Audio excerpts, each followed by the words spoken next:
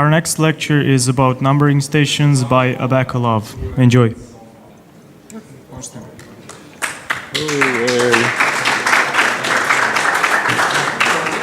All right. Hello, enormous crowd. All right, so I'm speaking in front of Amateur Radio Club of Zrenjanin, and today we're going to talk about numbering stations, which is, just a sec. Okay, now we can start. All right, so we're going to talk what are those mysterious stations, and we're actually going to have one on the BalCCon this year. But let's start. Okay. So before we actually start the lecture, let's agree on asking questions. You can, of course, use the low tech and yell at me, or just ask for the microphone and ask the question. But I prefer to do it like this. You can go using your smartphones. You can go to slido.com or Slido if you're from Bosnia. And then you enter the 7749, which is the session number for this session, and you can ask any question using your smartphone, and I will see it, and as soon as it is possible, I will answer the question. And that will continue until the end of the numbering station day, meaning that we will be answering any questions that you might have via Slido also. All right, so I'll give you just a minute or two just to remember the name and maybe register. Okay, so what are numbering or number stations? This very interesting and mysterious thing that I learned about a couple of years ago, and it is like cross-section of ham radio, cryptography, mystery, and hacking, whatever. So it was very interesting to me. Hopefully it will be similar to you. So numbering station in essence are a shortwave radio station which have encrypted emissions, and basically you have some intro playing some odd, weird, creepy music, usually some children's tunes or something like that. And after that it comes to payload, and then it sounds like a sequence of numbers or alphabetic sequence, and then it has a signed out tone, and after that you might not hear it for weeks. And nobody actually knows what are those. Nobody knows for sure who owns those stations and what the purpose of those stations are, what the purpose is. There are some strong hypotheses on what are those, but up to this point there are very, very, very few leads on actual origins and usage of those stations. So let's just start with time context of those stations. The first numbering station appeared, oddly enough, more than 100 years ago, during the First World War. So the wireless radio was new and interesting technology back then, and it made sense maybe to transmit coded messages to the people in the times of war. It was certainly faster than the pigeon carriers or whatever they use to carry messages then. So, do we still have them? Yes, most certainly we do. And there is no sign of them turning away anytime soon. So we have a large number of numbering stations. We don't know who owns them. We don't know who transmits or what it is transmitted. But there are community efforts to at least track them, classify, and try to get as much information, maybe location of the transmitters. That's easy to do. You can locate the transmitters. Some of them are located in military bases, and actually the strongest hypothesis for the number stations is that they are used by governments, and so they can communicate with the spies in some foreign country, because when you send a message via internet or via telephone or whatever, you have a communication channel which can ultimately be traced. you cannot be 100% anonymous on that. But if you have a broadcast, of course, yes, there are ways to be almost untraceable. But when you have a HF station which transmits some coded message, and then you have a receiver, nobody can trace you anywhere. You know, you're just listening to the shortwave transmissions. So who uses them? Probably governments. And there are some famous cases. Less famous case for proof to that hypothesis was in 1998. Oddly enough, it wasn't that long ago. In the midst of some games about spies from Cuba and US, 5 Cuban spies were arrested and convicted for many, many years. And that was actually the first time that you had in court trials, you had mention of the numbering stations, and so that's kind of a proof. And also they decrypted some of the messages, which is very interesting, but we'll get to that. So on one side we have governments, so this is a resilient way to send the messages. Of course, this is not the primary channel. Of course, this is not the primary channel to communicate with spies. It's a backup channel. Like probably some of you might know that you have a airplane industry and it's all high tech and everything. But as a backup scenarios for navigation, you still have non-directional beacons, meaning small transmitters that if everything else fails on airplane, for any reason, they can rely on listening for at least a couple of them, and they have a navigator who can calculate by triangulation, and he knows the position of those beacons. He can exactly determine the position of the plane, maybe in, I don't know, 10, 50 meters. That's enough for you know, if everything else fails. So the numbering stations are probably the fail-safe and a backup channel for communicating with dead people. It is very, very interesting because you don't have to have some very high-tech gear to listen to them, and as I said, you're probably untraceable. So who uses them besides the government? Most probably drug cartels. So it is easy for them to organize and to synchronize. Of course, they have the organization comparable by structure with the governments. So they have people on the terrain in other countries. And if you have, for example, if you have transmitter here, you can transmit in Hungary, in Bosnia, in Croatia, whatever, and nobody can touch you here. But you're going to transmit that message to your foot soldiers and, you know, inform them about, I don't know, change in the drug prices or whatever.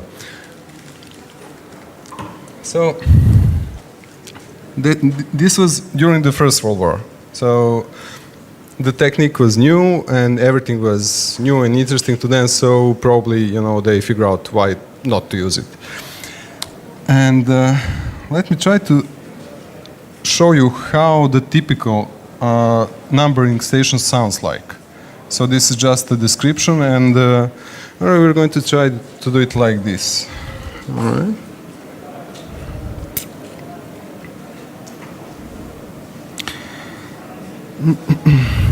So this station that I'm trying to play to you is called the Swedish Rhapsody station. Of course, all stations do have designated names, but there are cases where it gets a nickname by the tune that it plays at the start. So let us try to hear this. Sorry, imagine hearing this in 2 a.m.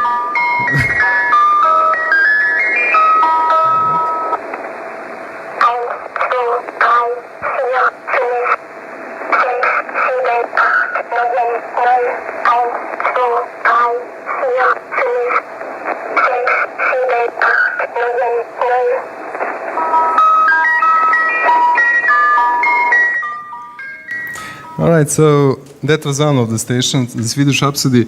It is no longer active, but many others are. we're going to mention now the Lincolnshire Poacher also. That was the station which was located on Cyprus. It was MI6 station, so British intelligence. It was mainly aimed at the Middle East region. Oddly enough, there was some incident. Of course, foreign agencies do try to do counterintelligence, and one of the measures is, of course, trying to jam the stations. And this Lincolnshire Poacher was attempted to be jammed no less by the North Koreans. So they transmitted on one of the frequencies for some reasons. I don't know. It wasn't, that station obviously did not have any connections to them, but maybe they thought that it had.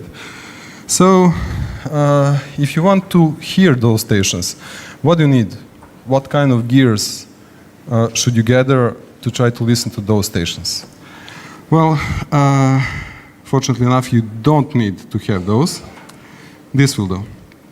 Other than that, you can have regular ham radio, amateur radio equipment, and you can listen. They broadcast on a wide variety of spectra, but mostly, for example, this station can catch most of them. So it is very cheap compared to other radio amateur gear. And for example, imagine somebody buying this, it won't turn any heads. You know, so if you're a spy, you're not suspicious because you have this station. So it's basically all that you need to start with that. So logical question is, what do they transmit? Have anybody managed to decode any of the messages? Oddly enough, yes. And as I mentioned, there was that incident with the Cuban spies, which are probably still in jail after the fair trial in US, of course. So the name of the group was La Red Avispa, like Red Wasp or something like that. So the numbering station was named Atención by a starting tune that it uses the Atención word a couple of times. So we don't know the crypto algorithm of that station. We don't know how it was encrypted, how it encrypted messages. What we know from the trials to that spies is that they used the data they received from the station, and they had custom-made software in their laptops, so they just type in the code that they received from the station, and it would decrypt the message. FBI busted them, and laptops were, of course, obtained, and probably NSA knows very well how that crypto method worked. It is not, of course, the same for all of them. We have a couple of notions on what they transmitted actually. So in the trials, 3 messages appeared. So this is the first. I expected much more. You know, of course, nobody except from ex-communist countries even know that International Day of Women exists. So that was the first message, one of the messages. The other messages, for example, this does look like, you know, spy things or everything like that. So prioritize and continue to strengthen friendship with Joe and Dennis. That sounds sinister. Also in this is like, you know, James Bond movies. So those are the 3 messages that we know that are being transmitted by that Atención station. And 3 messages ever put in public in more than 100 of years of existence of numbering stations.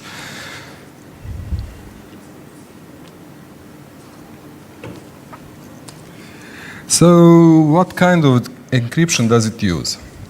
Of course, it's probably symmetric key. We don't know for sure, of course. We don't know for sure what kind of encryption does the Mossad use, or North Korea, or MI6. But this is the most probable scenario and the strongest hypothesis on that one. Most probably all of the agents in the field get what is called one-time pads. Those are actually randomly generated sequences of numbers, or alphanumeric characters or whatever, predefined, so that it is not easy to, ideally, you don't use the pseudo-crypto generator for the numbers, you use the real entropy. So in essence, in theory, the usage of the one-time pads in combination with known symmetric algorithm is unbreakable. So there was a proof many years ago by Claude Shannon of that. So if everything is used correctly, there is no way. This is theoretically unbreakable. Of course, attacks are possible if operators or the agents on field use it incorrectly or use a couple of times or reuse the keys, so then it is possible. In the bottom you can see on the top that image on the top shows one of the actual one-time pads used in Vietnam, I think, and on the bottom is some system that was used by one of the agents in that spy affair with Cuba that I mentioned. So those are actual things. So just we're just going to mention the classification here. We're not going to go deep enough. So this classification most widely used is by that Enigma 2000, which is European Number Information Gathering, blah, blah, blah, some stupid acronym. So the classification starts with the name of the language used. So it can be English, German, Slavic, other languages, or it could be used Morse code. Of course, early station did use Morse code entirely. And nowadays, we do see the station using digital modes also, polyphonic modes, and who knows, maybe even the steganography inside of that, who knows? So why it survived? So why the numbering stations are still used? Because they are cheap, efficient, and they're doing the job as a backup means of communication. So that's the bottom line, that's the closest answer that I can give you. So this is also one question which interested me. Has anyone tried to write to authorities to try to ask for what are those? Is those yours? You know, I remember reading about one woman in UK who heard the numbering station on her FM radio. Because sometimes numbering stations do tend to skip frequencies and use random ones. And it just happened that it overlaps one of the BBC frequencies. And that woman actually asked from the radio host, she called the BBC and were laughed at, you know, like, those are numbers of, I don't know, snowflake numbers in something like that, you know, like it was a meteor. It turned out that it was probably numbering station. So the community did try to contact some of the governments and to try to see if there is a confirmation, at least, that there are their stations. So as you can see, there are mostly no replies. But one interesting thing is this. This was one of the most beautiful things that I saw. You know, like we have a secretive organization, and I'd like to think that there is an amateur radio operator then in Czechoslovakia, or Czech, I don't know, it's 94 or 74, I don't see the number correctly, but this is a QSL card from numbering station. So, you know, they wrote like shortwave listeners and they said, okay, we heard that Oscar Lima X-ray station, and they actually wrote back and sent that QSL card. This is priceless. So we do have a confirmation that at least one station is governmentally owned, or it was, because it ceased to operate in 1998, something like that. So this is what I also mentioned before, why it wasn't dead until now, and as it seems, it won't be for a long, long time. So let's now mention this, what we have now. in BalCCon today, this year, we're going to have our own numbering station. And it's going to be a competition. And the first three that crack the message and get us the plain text are going to get the Ham Radio Moonshine Special Edition, double distilled. And first place gets 3 liters, second place 2 liters, and the third place 1 liter of Ham Radio Spirit. So after this lecture, quite a bit after this lecture, because I'm waiting for my colleagues from Amateur Radio Club Zrenjanin to arrive, and we will start the workshop, because you need gear to receive the station. So we made the kits for you. They're free of charge. You just come to us, and we'll help you to assemble it. You just need to, insert the elements and to solder it. That's it. I do believe it's 15 minutes of work, maximum 1 hour, something like that. So after the workshop is done, of course, we can, if you don't know how to solder and you want to compete, come to us and we'll assemble it for you, Just promise us that you will learn how to solder up to the next BalCCon. And there is also a third option, which I will mention in workshop, if those two are not option for you. So, okay, let us see. Yeah, it's not hard. I didn't make it too hard, but it is interesting and it is a little bit of challenging. And if nobody cracks it for a couple of hours, anyhow, we are going to post the hints on the page that you can see.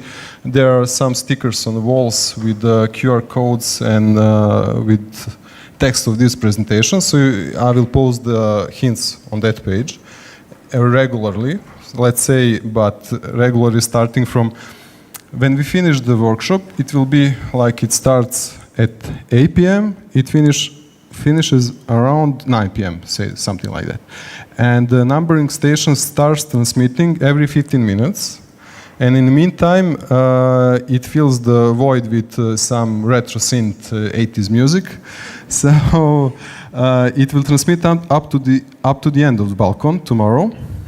And in the last hour, if nobody cracks the code, which will not happen, I think, because we are going to post in hints and everything.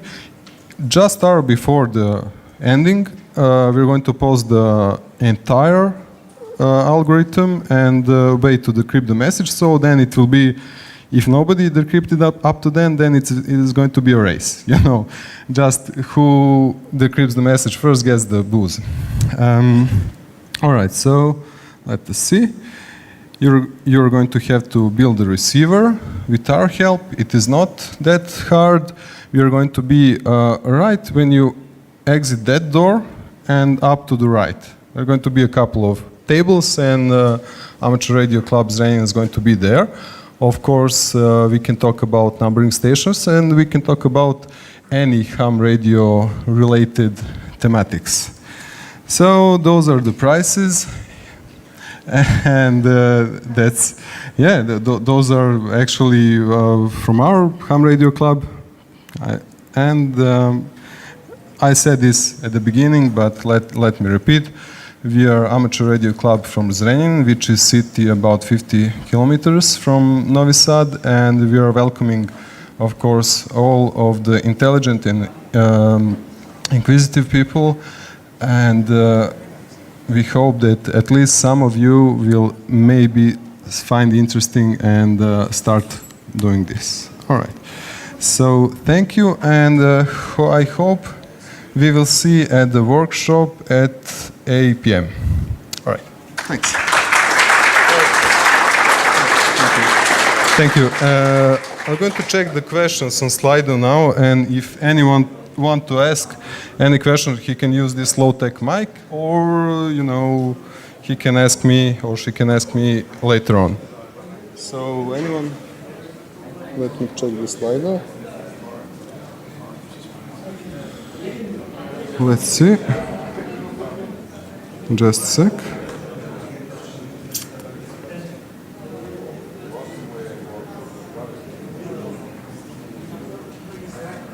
All right, so there is one question that says, what is an average length of the message?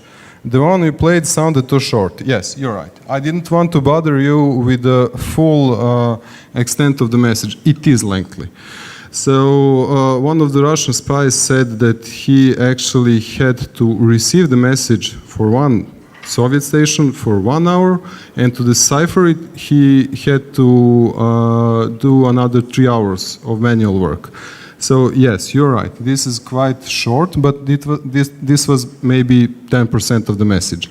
And of course, those messages are condensed, meaning that there is probably some code book which actually translates to some context of that they expect, you know, like some coded messages like drug cartels can use or whatever. So even if you decrypt the message to the plain text, it doesn't mean that you're going to know what it is all about.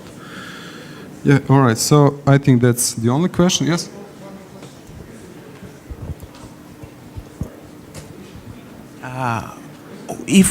When the message is transmitted to another country, for example, isn't it easy for that country to block that message or even corrupt it? Mm-hmm. Well, as I said, North Korea tried to jam the message for the Lincolnshire poacher, which was located at Cyprus. Actually, they didn't succeed. It is not easy to jam the stations. It is easy to jam one frequency. But the stations can easily switch to another. And they usually do have 5 or 6 frequencies at their transmitting at. So it is not easy task to do. And it is costly because in order to jam hive station on the level of country, you're going to need powerful transmitters. So it is, while it is possible, it is not feasible thing to do. It is not something that is usually done. So it is not that easy. So okay. Thank you. Another question. Any thoughts on the Realtek software-defined radio project? Because it's really cheap to listen to those transmissions using that. Sorry, can you repeat? Any thoughts on the Realtek software-defined radio project? Because using that it's really cheap, around $5 to listen to those transmissions. Yeah. Sorry, that's an excellent question, actually. You can use the web SDR and listen to the radio stations. Sorry, guys, for that. So you don't need to buy any gear hardware from the start. You can use just, it's a site called web SDR, like software-defined radio, and you can log in there, and there are radio stations which can be controlled over the web, and you can tune in and listen to the radio stations. There are a number of sites which go to Enigma 2000 and try to Google a little bit. There are a number of communities which are tracking the numbering stations. So you do have the actual expected transmission times. I will show you later on the workshop. There is a page which tells you which station are going to probably be active in the next hour on the exact day that you choose. So you can easily catch some of those. There are like zillions of them, so it's not like 5 or 10. Do we have any idea how are these stations are being controlled or something, or how they work? If they have personnel inside, or they are just antennas that they are remotely controlled, or how they work?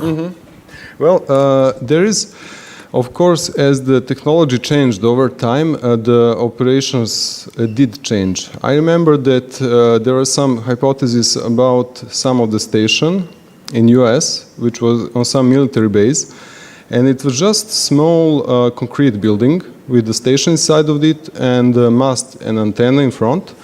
And the guys from that time hypothesis that it was connected via the phone line to Washington, D.C., so the message was generated at one place, who knows where, and it was just transmitted over the telephone pair to that transmission station.